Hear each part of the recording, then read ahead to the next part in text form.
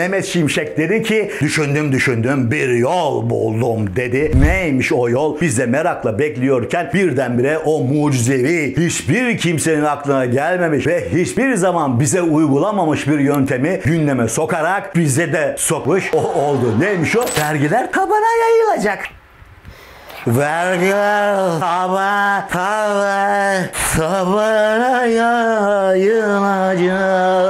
Vergiler tabana yayılacak. Haydi gidelim.